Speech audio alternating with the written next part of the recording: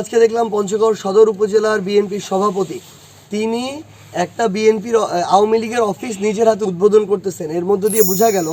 যে এই নির্বাচনকালীন সময়ে বিএনপি এবং তাদের নেতাকর্মীরা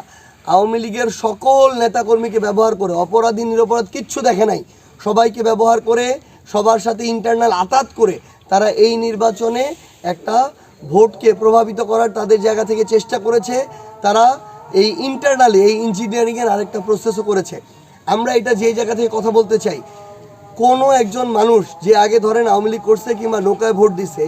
এই মানুষটা যদি একদম নিরপরাধ হয়, তার বিরুদ্ধে আইনগত কোনো ব্যবস্থা না নেওয়া হয় এবং স্থানীয়ভাবে ওই মানুষটাকে কেউ খারাপ বলতে পারে না, সেই মানুষটা যদি তার নর্মাল লাইফ লিড করে, এটা নিয়ে আমাদের কোনো সমস্যা নেই। কিন্তু যদি এইরকম হয়, একজন অপরাধী সে তার জায়গা থেকে অপরাধ করেছে, সে জুলাই অভ্যুত্থানে বিরোধিতা করেছে, এর আগে মানুষের উপরে জুলুম করেছে, ওই বিএনপি জামায়াত থেকে শুরু করে যারা 16 বছর নির্যাতিত ছিল তাদের উপরেও জুলুম করেছে, এই রকম সকল মানুষকে, অপরাধী নিরপরাধ সবাইকে একত্রিত করে কালপ্রিটদেরকে আশ্রয়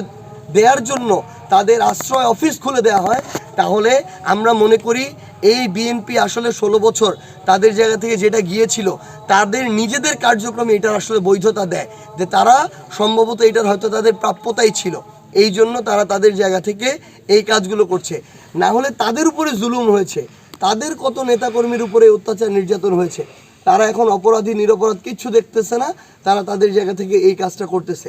আমরা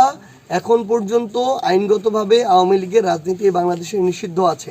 আমরা আমাদের জায়গা থেকে স্পষ্ট করে শুধু একটা কথাই বলেছি, একটা মানুষ যদি নিরপরাধ হয়, সে যেই দলেরই হোক, আমরা চাই না তার কোনো শাস্তি হোক। কিন্তু একটা মানুষ যদি অপরাধী হয় এবং